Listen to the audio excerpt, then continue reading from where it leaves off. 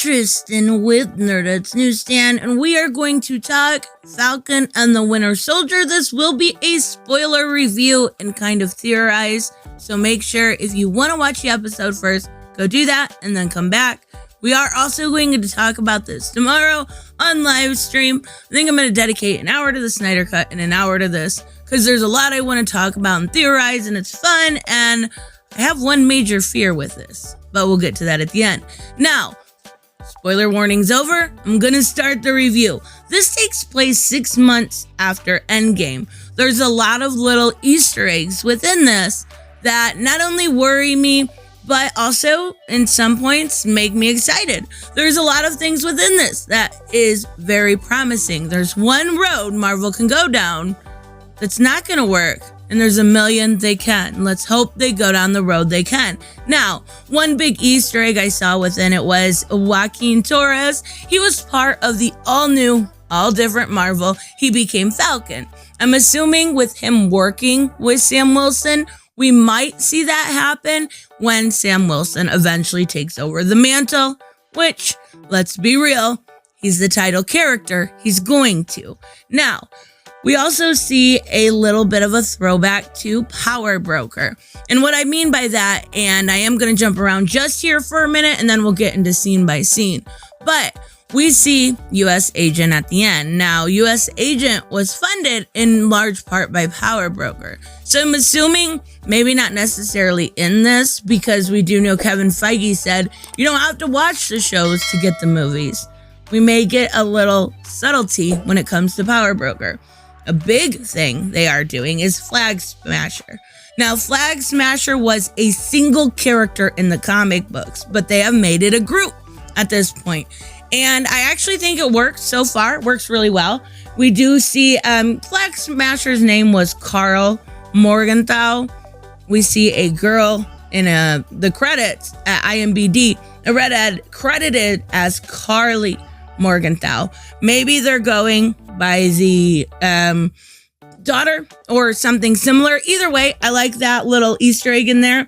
And it does feel very much so like Falcon is being set up a lot in this. And that goes hand in hand with John Walker. So let's start piece by piece and then let's theorize tomorrow, right? So we start with a little bit of a funeral scene. Not going to talk too much about it. We have a massive and a long Falcon flight. Now, one thing I had to get out of the mindset of, and it still bothers me a little bit, I'm not going to lie, is how just brutal this scene was. These are superheroes, yet we see Falcon doing nothing. And I get that they are terrorists. I get it. I'm a DC person. You don't kill. Falcon doesn't mind that. So I have to get out of that mindset. Now, we also see Torres on the ground and they're working hand in hand. And we see this Flag Smasher Society kind of talk about between Torres and Falcon about what they are, why they formed when the blip happened, why they liked it more, and they want this open border one nation society. That's basically their driving force. Now, during this fight, it's a great fight, great action sequence. Again, I'm going to get over all of the murder that went, in hand with Falcon. But regardless, we see a remembrance speech in honor of Captain America. And it's really, really well done. And we get to see War Machine. And there's a lot of Easter eggs in this. I'm not going to go through it. Maybe we will tomorrow. But there is a lot of Easter eggs within just this walk at the Smithsonian they go through. But here's where it really begins. And that is a nightmare sequence done correctly, Zack Snyder, just want to put that in there, of Winter Soldier and one of his previous murders that he had done and why it bothers him so much. And we see him go to his psychologist, right?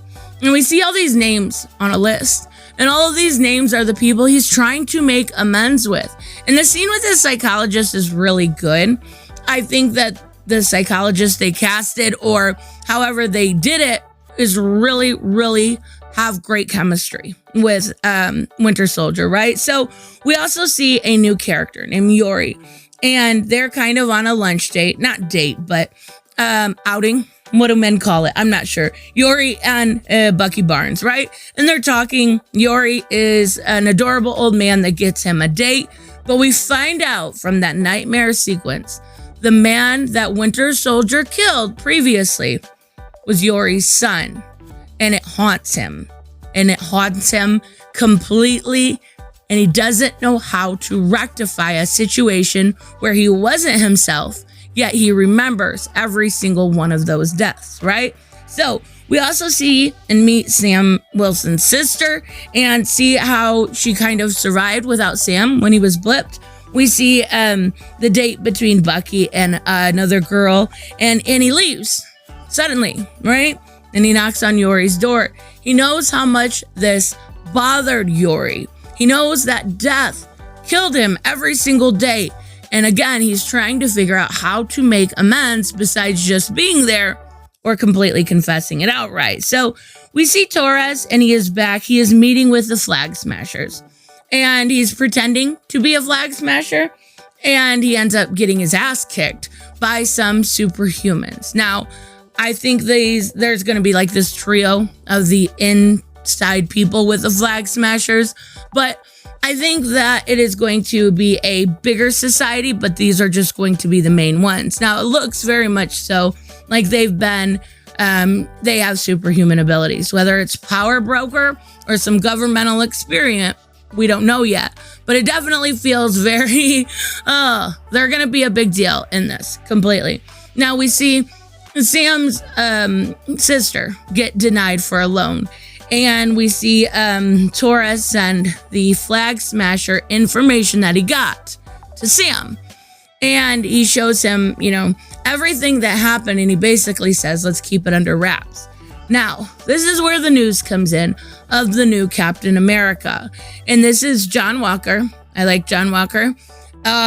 He is kind of made for that anti-Captain America, right? He is made simply because a lot of people thought Captain America was really boring. He was the Boy Scout. He was everything perfect. John Walker was Captain America with Rambo in him. And you even see in this end scene that John Walker carries a gun. And he is announced as the new Captain America. Now, here is my fear. In the graphic novel of Sam Wilson, Captain America, we see a divide in the country, to the left and to the right. And Sam Wilson doesn't feel like he can pacify both sides and be a person of the people for both sides. And there's a lot to do with race. There's a lot to do with simple politics in the government. And there's a lot to do with the fact that John Walker is white. That's my fear. Now, do I think Marvel makes quality and could quite possibly go around all that? Yeah, absolutely. Do I think they could go down that road and with the times that we're in, completely play into it? Yeah, I do. So, this episode was great. It was very entertaining. Winter Soldier is probably my favorite when it comes to the Marvel Universe as far as the actor is so perfect for the role. I hope this is really good. And I'm just at that point where a lot we've seen in the comics was John Walker staging fake hate crimes against people or organizations to make Sam Wilson look bad. And it already feels like they're setting Sam Wilson up. So are we going to go down that road? I don't care if you make John Walker a bad guy, but don't make it too political. You're going to turn your audience off. Either way, we won't know for a few weeks. I will be reviewing every single episode. And then, like I said, we're going to go through them in live stream also. This is just a quick recap of what happened and basically my fears. And I really want this to be good. I really do. So far, so good. Keep it up. Anyways, let me know, of course, what you guys think about this episode. If you think I'm wrong, if you think there's quite possibly, other Easter eggs that I missed or other references that I missed that would go against my theory. Let me know either way. I will see you guys in the next one. Bye-bye. Hey guys, I want to give a huge shout out to my Patreon and subscribe stars. You guys literally make this channel possible. Huge thank you to Cage the Mick, Robert Mick Twiz, Black Knight Fool, Brucey, Chris Z, David L, David Rafford, Jeffrey Allen Carnes, Mighty Balls, Mike Buckner, Maizen Barbosa, Ruskar, Ryan Decker, Robert Hoffman, and Doc Holliday. You guys are absolutely amazing, and thank you so much for all your support. Don't forget on the way out to like as always if you enjoy the content and hit subscribe. And I will see you in the next one. Bye-bye.